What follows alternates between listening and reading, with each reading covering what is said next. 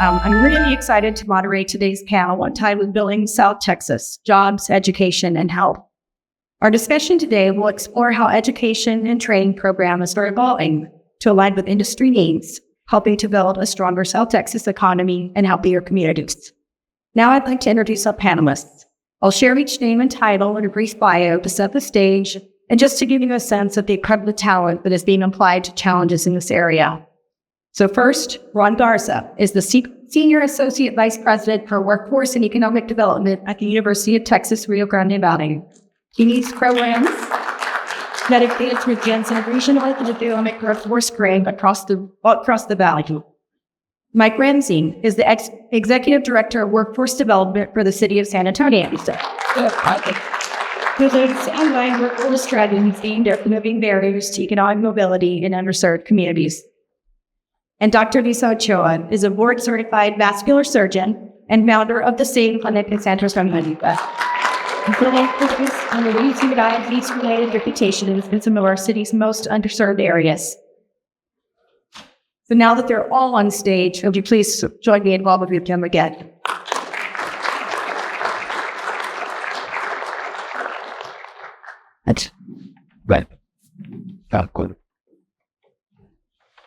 Thank you all for engaging in this conversation today. We're going to start out with a framing question that I hope all of you can just briefly address for me. And we'll start down at the end, Ron. So would you talk to me a bit? South Texas is one of the most dynamic and fastest growing regions in the state. From your perspective, what makes this region have such strategic importance and value? And how do jobs, education, and health intersect to shape its future? Well, good morning, everyone. And again, thank you so much to Rebecca and the South Texas Partnership for having such great representation for the Rio Grande Valley. We have always seen ourselves as one South Texas, so it's great to be here. No doubt, the South Texas Diamond has, if not more assets than North Texas, it has equally thriving assets. I mean, from the ports of entry to the deep water ports, shallow water ports, and the potential for human capital, this direct relationship with Mexico, we have all of the assets. Lakes, we were just talking just a little while ago into the health aspects, but human capital is economic development, right? And we have to have our human capital sustainable, safe, and accessible to make sure that they can train the best they can to fill all these jobs. But it is so refreshing to see that South Texas as a whole is really on the map, right? And that's the opportunity we've been waiting for years, but now kind of the gauntlet is laid, right? We really do need to step up. We need to be more accessible, more fluid, and create all the human capital even better and even faster. Like, same for you. Thank you so much for that question. Rebecca, thank you so much for the invitation. So happy to be here. I think that when we talk about strategic advantages of the South Texas region, it starts with partnership. When I think about the South Texas Partnership, think about collaboration that exists within the partnership. Think about the South Texas Alliance of Cities and the panel you just saw up here with the mayors talking about working together, being strategic for the greater good of the region. I think that people of the South Texas region have a collaborative spirit that gives us an advantage over many other places throughout the country, throughout the world. I would say that within that collaboration is that heart. South Texas has a heart. It has a heart for its people. It has a heart for its businesses. It has a heart for economic development and growth for all.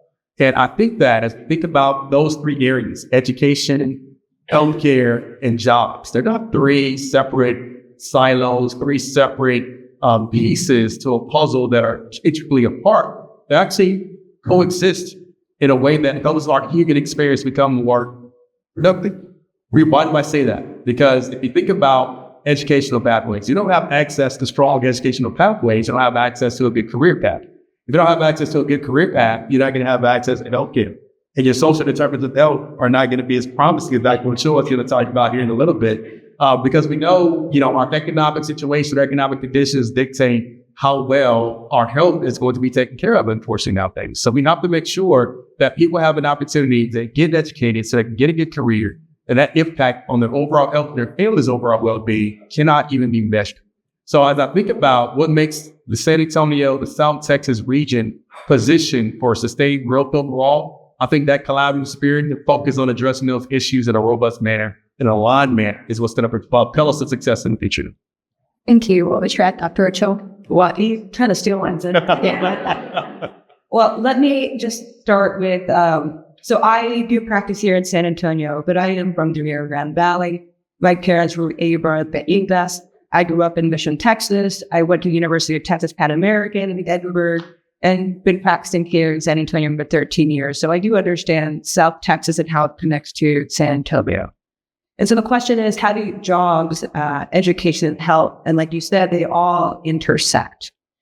And what I've seen is that we cannot have workforce development. We cannot have good jobs and people with jobs if we don't provide them health, and not just health as in healthcare, like you have a doctor to go to, but the environment for health and wellness, meaning sidewalks, places to get healthy foods, clean air, clean soil, clean water, access to broadband internet.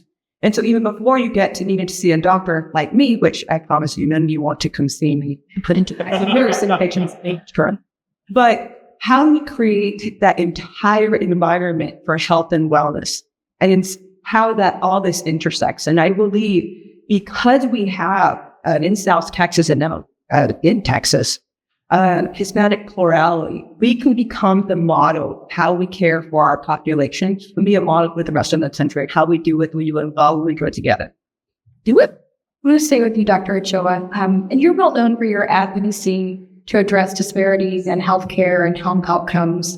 Certainly not content with the way things are, the way things have always been. So I want to ask you, how is the healthcare sector evolving in South Texas? And what workforce gaps or opportunities are you seeing on the ground in clinical and rural settings in particular? So I'll start with what I see that's a positive points right there. We have A&M on the south side, we have Alamo colleges, and we have St. Mary's. So a lot of academic institutions that see the gaps right now, gaps in nursing, gaps in health, and they're creating nursing schools and trying to create those pipelines. We have the Rio Grande Valley, where now there is a medical school, so no one has to be in the valley to go to medical school anymore. And the Rio Grande Valley also has the only podiatry school in all of Texas. Now, in my world, that's very important because if podiatrists and vascular surgery run together to prevent diabetic amputations, because the end-stage companies might take care of. So I think we have a lot of potential and a lot of infrastructure there. But where are the gaps? Well, in San Antonio, right now, one of the gaps that we have is access to acute care beds to South San Antonio. We have one hospital with only 100 hospital beds serving over 700,000 people here in South San Antonio. We have University Health, the county system, which is going to build a hospital, 166 beds, and that helps, but we need more. And this is just an acute care, not even talking about the health environment that we're talking about. So there is a gap there. There's also a gap in all the other jobs that it takes to run a clinic, run a hospital, the emergency rooms. And what I'm talking about is not just doctors, nurses, PAs, but we think healthcare it is. But those are the medical assistants, the medical receptionists, the ultrasound techs, the phlebotomist, the radiology techs, all those other jobs that need to be filled. If we want to build a bigger hospital in South San Antonio, then we need to be able to figure out how we can create pathways for all those jobs to help fill that workforce. I do believe that the health needs from the Valley are very reflective of the health needs here in South San Antonio. And working together so we're not redundant in our efforts to figure out how we do that and how we cover all the rural counties in between is something that we should definitely plan to take care of. And we do that, again, by working together. Our issues are the same. The solution should be solved. Let me ask you a follow-up. How important is it that we build that talent locally? How do we do that? Oh, great question. How do we build that talent locally? I think we have to come up with it. So in South San Antonio, we have 7 school districts. And I think we start at the pre-K level, right? We have to start education early, and we have to start those pipelines and exposure to what those jobs look like early. Middle school, junior high, high school, like create those pathways to open the door, to create the opportunities. I'll be honest, I never, even entering when we got a scholarship to go to medical school, I didn't really believe that it was even an option for me. You've heard it. If you don't see it, you don't believe it. The other reason it's important to build a pipeline from this community is because we need culturally sensitive care for our communities. I can tell you, if you don't speak Spanish and you're a physician in South San Antonio, it's challenging to care for these patients. And we need culturally appropriate care. The way that happens is by building that workforce community that lives there. Thank you. Well, since education is so central to this effort, I'm going to turn to Ron next. Traditionally, workforce development has not been seen as the province of higher education, but that's been changing of necessity, I think. But clearly, your role would suggest that UT-RGV is not seeing it that way, and you all are heavily involved. So let me ask you this. What are some of the most innovative strategies UT-RGV is using to align academic programs with the skills that industry now demands in South Texas, and particularly emerging industries?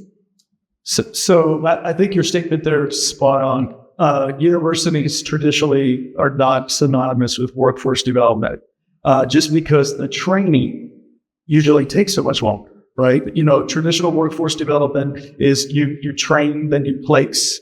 And then, as I always say sometimes, university infrastructure is designed to provide a credential, a degree, not so much a job, right?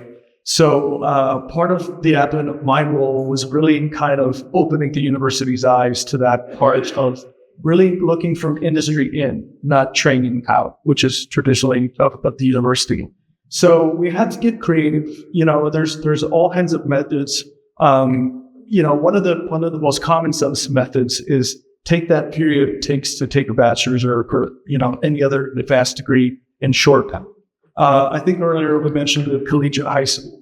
It's our take on dual credit modules to where high school juniors and seniors are getting taught by university professors because we're trying to reduce the time it takes to get that degree, right? Anything you can do with that, really increasing wraparound services.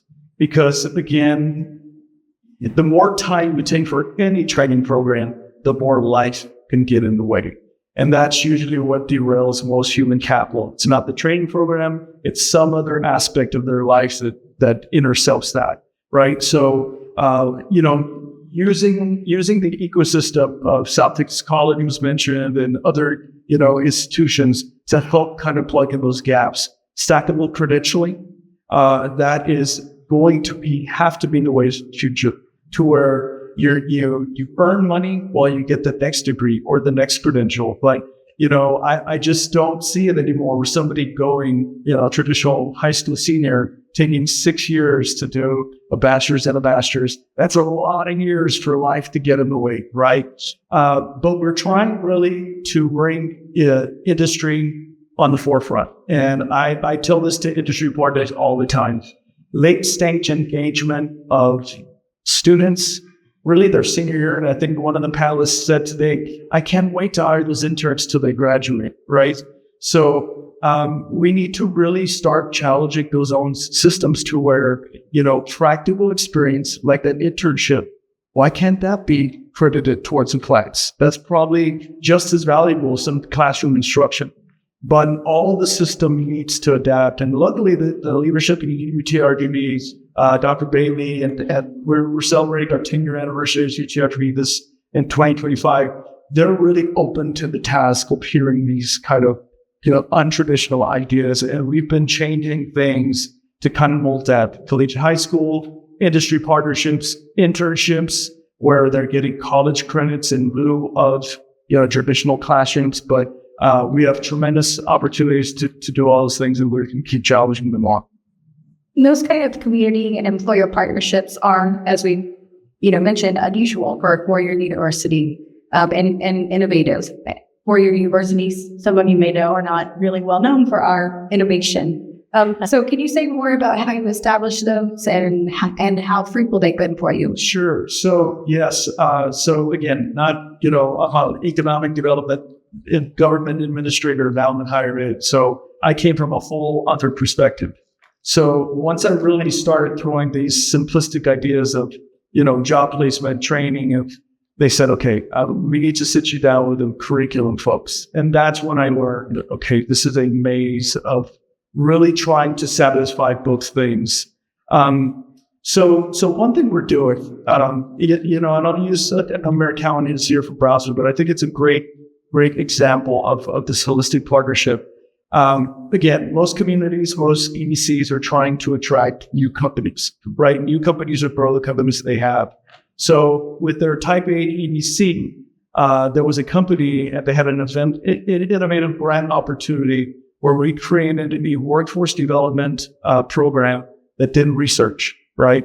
But instead of research, it was direct applied research. And in this case, it was an aerospace company.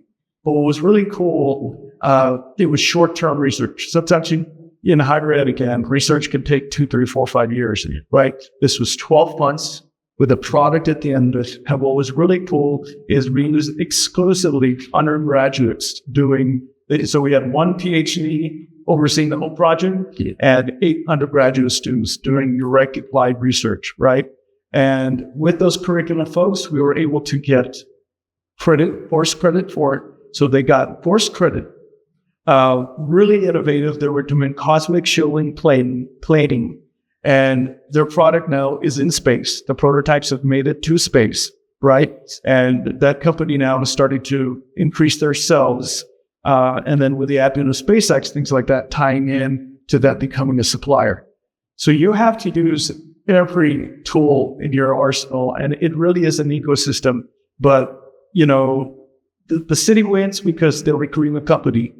The undergraduates win because they're getting real world experience in college credits, so you're shortening that time frame. And then obviously, we're trying to increase the job creation there. And so really, a time when the value of higher education is being questioned, it seems like from all quarters, it's particularly important work you're doing. I love that you talked about the 4-year institutions, the universities being a part of the workforce development pipeline, because they are. Those students are matriculating through their degree programs, and the ultimate goal of eventually launching their careers. So they're part of that career. Thank you so much. They're part of that career pathway workforce development ecosystem that we're all trying to get systems alignment within. So you've got the 4-year institutions, you've got your 2-year institutions, Alamo College District, and we're blessed in San Antonio region to have Alamo colleges as they're doing some Alamo work, and they've leaned into their role to really be a producer of talent for all local employers. And as I think about that concept, why the community colleges exist, why did they come about? They came about for the distinct purpose of making sure that businesses had accessible talent that they could plug into their vacancies in order to make sure that business could grow and thrive. And they're true to that mission here in San Antonio. The moonshot of ending generational poverty is one that resonates with what Ready to Work is all about. That's why we're blessed to have them as a partner within the Ready to Work Institute. And then I think about, and workforce education and training, traditional vocational training programs that are out there. It takes all of them, all different levels, to make sure that everybody, no matter what stage in life they're at, has an opportunity to plug in, get more education, get more skills, and be more marketable and valuable to local employers. So when I talk about the systems alignment, that system does not work without employers. You have 2 distinct customers in workforce development. You have the people you try to meet wherever they're at, help them to get themselves to a position to be competitive, and you have the employers who have the jobs. The jobs, the careers that those employers have are essential. Otherwise, you just have education and training, and you don't have true workforce development. You have to have the employer there just as a high-level important customer as the participant is. As I know in Ready to Work, we got tons of Ramsey services. We got a mission that is to reach out to those people who have been historically underserved and left behind and fallen through the cracks. But we also have the employer that is just as important in this process as we try to make sure that connection, that bridge between the two exists. So as I think about lessons learned when they're Ready to Work, number one, can't boil that ocean all at one time. I see my friend Ed Cortez out there, and we've had many conversations, over some breakfast tacos, talking about Ready to Work and this local ecosystem and how to make things work and how to get everybody to pull in the same direction. And, one of the things in Ready to Work, as I look back on where we've been, is it was from the very start, an attempt to boil the ocean. 40,000. How you get 40,000 people in jobs, right? I don't get put 40,000 people out. I heard that 40,000 number. That's all I'm blue in the face. My second day on the job here in San Antonio, I came to Tampa Bay. Day two, I had a reporter walk up to my office and say, Mike, how you gonna get 40,000 people in jobs? Like, it's just going to take a lot of time. It's going to take a lot of effort. It's going to take a lot of collaboration. So, if we, and doing this workforce works, you're thinking about how you can do something in your community.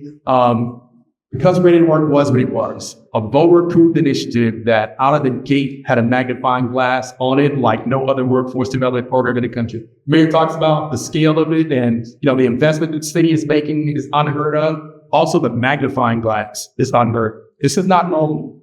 It's not normal that every other week there's a story about, how you're trying to help people to get into school and go back to school and get a good job at the end of it. That's not normal. And the, the fortitude that it takes to press through that, to keep your partners connected when rocks are being thrown, to make sure that people on the front lines doing that hard work every day, try to make sure that they're inspiring their customers, inspiring their clients, to figure out how they're going to rearrange their lives and go back to school and get that degree or get that credential that can take care of their babies, take care of that family.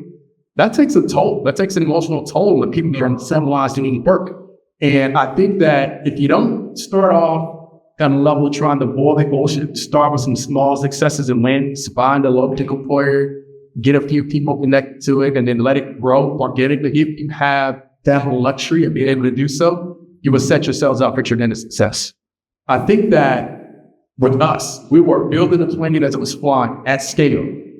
And when I look back and I think about the partners that are actually doing the work, because we're the mayor talks about it all the time. My team is here and, we're assisting. We're trying to help clear the pathway for our true partners. The Workforce Teachers Alamo Colleges, Project Quest, but this model is built around.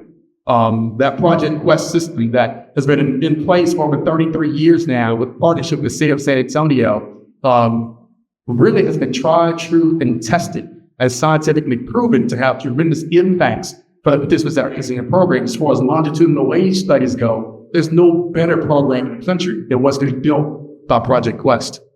I think about Restore Education. 1 in 5, roughly about 18%, of San Antonians don't have a basic workforce credential of a high school diploma. You always wonder, why are we the 7th largest city, soon to be 6th largest city, and we have such a high poverty rate? And educational attainment. Ready to Work is investing in helping people to attain more education so they can get a better job and we can lift themselves up out of poverty. We're talking about the political spectrum, but which side of the spectrum you're on. No matter which side of the spectrum you're on, it's all about people being able to take care of themselves. People being able to go back to school and get a good job. People being able to be positive contributors to our local workforce.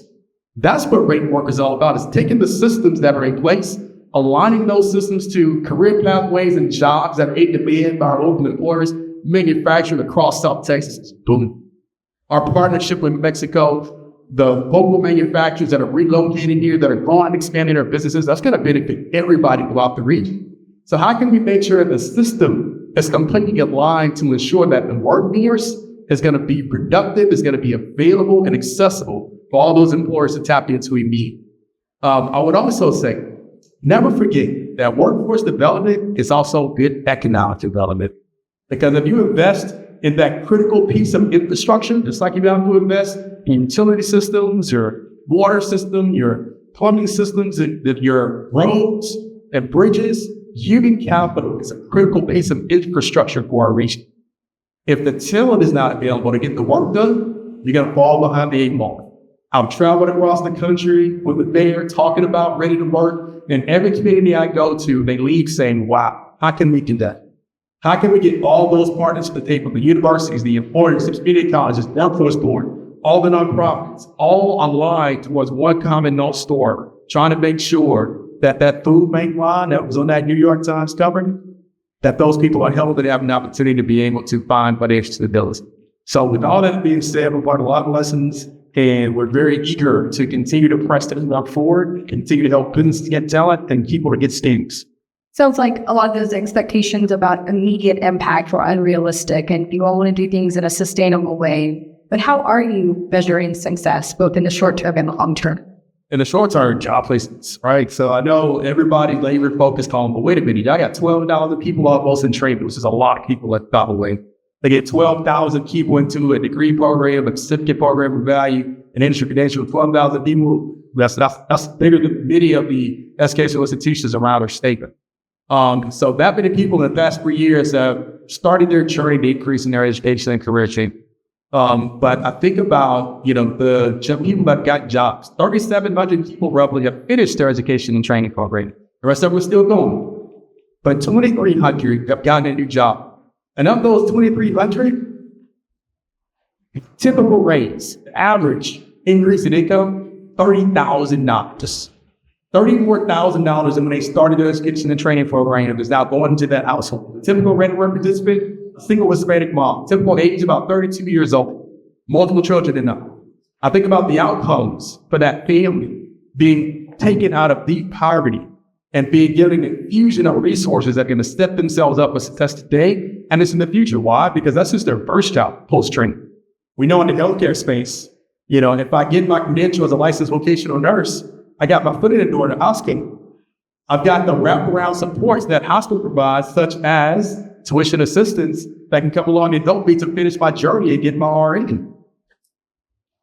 So you have started that family on a trajectory of creative career earnings that are going to have impacts for decades to come in that household. And we've done that 2,300 times now. 2,300 families have now been impacted with that type of an opportunity. So in the long term, I'm looking at the impact on households, I'm looking at the impact on local businesses. So as businesses now have greater access to talent, over 1,100 companies have hired a graduate from the regular work program. That's, basically supplementing your HR system by giving you a pipeline of people to help fill your vacancies. 1,100 employers are taking advantage of that due to the investment that the city of San Antonio has made into the regular work initiative. As that number continues to grow and we continue to partner with local employers to not just hire talent, but now to train, on-the-job training. Employers know exactly what they're looking for and what they need. Thankful to the city council, thankful to our mayor for committing an additional $6 billion to invest in employer training directly of individuals so that they can make sure that the people coming out of this pipeline have an opportunity to further their careers and their skills through the partnership with all local employers. And as we continue to mark the success of the Mighty to Work, as we continue to track that trajectory, I think you'll see a huge economic impact as businesses begin to grow and expand and more companies relocate to the South Texas region because the talent team. Well, I know at A&M San Antonio, we see that close out. We're a partner that's providing some intake services. So we see it from that end. And we've also proudly, and really just a couple of weeks ago, see graduates walk the stage who are only able to come back to university because of the support provided by Ready to Work. And really, it's very gratifying to see. I'm going to come back to you, Dr. Ochoa, and thinking about the workforce pipeline. When you look at the full workforce pipeline from education to employment to health, where do you see the biggest opportunities for collaboration between sectors? Yeah, I get excited when I listen to all the innovation that these things happening higher at the city. And so both of what you all are doing are really out of the box ideas that we said we're going to work on. And the reason it works and how you get everyone involved is you get permitting that purpose, you bring passion. And so one thing that I think is we have to figure out not only how we agree to work together, but how we create that open space to talk about innovation, collaboration, out of the box ideas, and working with different sectors. I'll give you one little example. I got invited to go to RGV Startup Week. It was a sector that I had no idea what I was getting into. I'd never been in that space before, but the reason I was asked to speak was because they wanted me to talk about social determinants of health. Like, see, here it comes. Here it is. And the idea that the social determinants of health affect over 80% of health outcomes.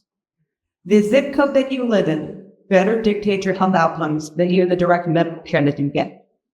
And so that's where you live, where you shop, where you play, your access to education. Again, like I mentioned, healthy foods, clean air, environment, all of that affects healthcare outcomes.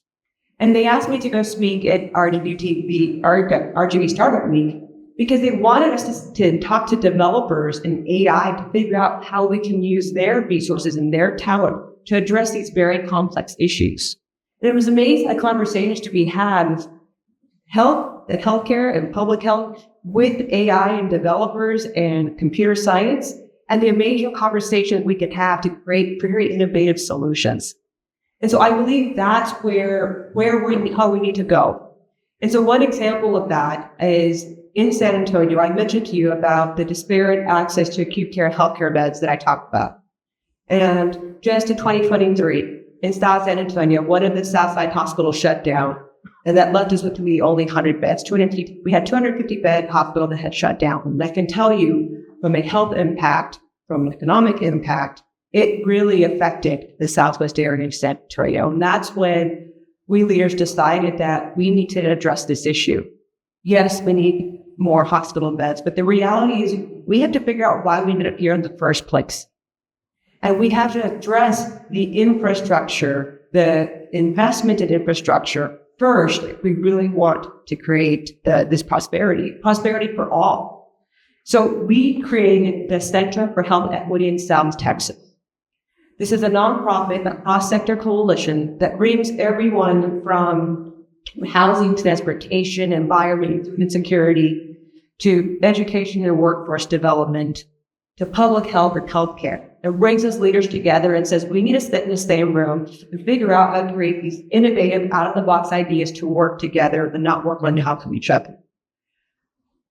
There's a lot of people that understand this purpose and are passionate about it. Our city gave us seed funding for these next 2 years to get this nonprofit started and get the work started. And we hope that bringing these leaders together with community representation, which is very important, that we're able to create those innovative out-of-the-box ideas and collaborations to work together. You know, you talked about how we actually pair students with the right jobs, and you talk about bringing industry to your curriculum, right? And so there is a model here on Rooks called CASP. And the CAS schools are a very innovative school system, and I'm on the board of CASP, and I can speak to that.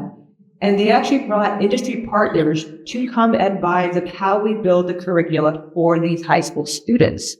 Well, we have freshmen who are doing internships in my office, and they come and they get to see every aspect of health, from medical assisting to ultrasound techs to the procedures and surgeries that I do in my office. And they get this experience and exposure very early on.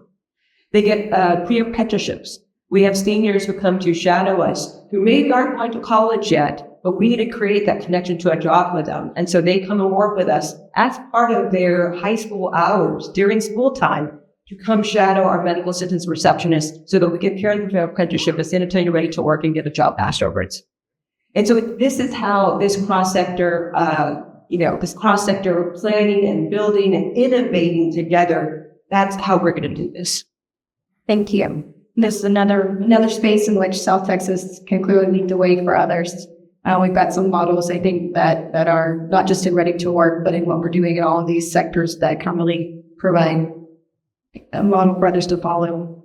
We've got just a few minutes left, so when I ask you all to answer the same closing question, we'll see how briefly you can do it, but I'd like to hear from all of you, and start with Ron. Sorry.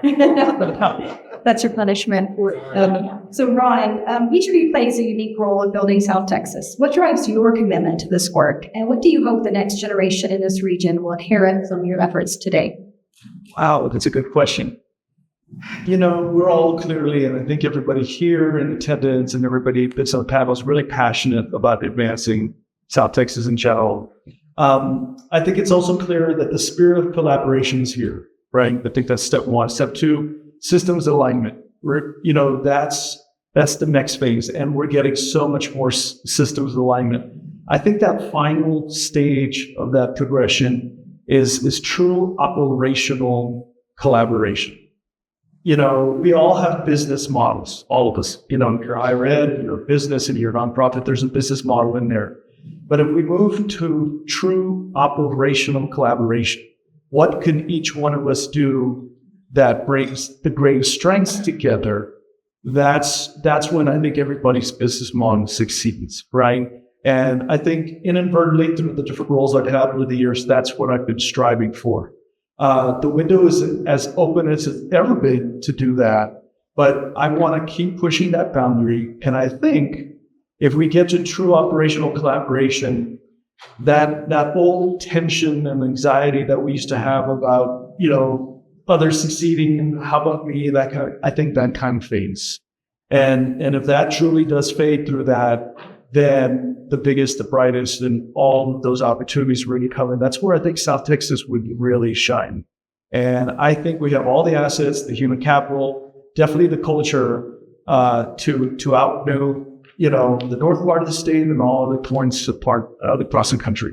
Well said. Thank you, Dr. Ochoa. Question over time. Sure. What drives your commitment to this work, and what do you hope the next generation in this region will inherit from your efforts today? So what drives my commitment is, let's say, the opportunities that I see and the talent that I know, the opportunities that are there. I know we have the students with talent. I know we have the infrastructure. I know we have the assets. They're all there. We have to bring them together. I think one reminder is, as we talk about operational collaboration and we talk about systems alignment, I think we have to make sure we scale that to the small communities at code level as well, that we make sure we truly fill that gap between the operational program and how it serves that person in that community. I think there's some gaps in there that we need to make sure are vertically aligned and that we touch that person in that community. And for me, I believe that my dream for South Texas is that for every person that gets to step foot outside their door, that their healthy choice is an easy choice for them, that we created that environment for them. And it's not an impossible choice, because right now, those choices for a lot of people in South Texas, it's an impossible choice. Thank you. Basford, Mike? Yeah, I think that for me, it's just being able to have an impact on people. That's what drives me. I think my life, I think back over my career as an educator and school teacher, military veteran. I think about, the many lives that are being impacted by this work every day, the families, the children in those homes. And I think about, how we can make a system that allows them to truly have an opportunity to prosper. And we can build a system that prevents others from falling to that place of despair where there's no hope, there's no assistance, there's no help for them. But they know that there's systems in place that are designed and aligned to make sure that they get what they need so that they can get firm feet underneath them, and they can get a firm standing in our community, in our businesses, for growing and prospering. And the impact that has for generations to come, I think is what, truly drives me. Where's that passion come from? Well, lived experience. I think that, came from humble beginnings, have in my own personal life, seeing what it looks like to have somebody reach out and give you a hand and help you to get to where you need to be. And I think that as a community, if we can continue to do that, we continue to show people that they're not in it alone, that there are businesses and companies that want to give them a shot, that need the talent, and there's resources available to help them to get across that finish line. I think that our community as a whole, yes, right now, That's a wonderful note on this to end. I want to thank you all for sharing your insights and for your many contributions to building a prosperous, healthy, and equitable South Texas. Join me, please, in thanking our panelists.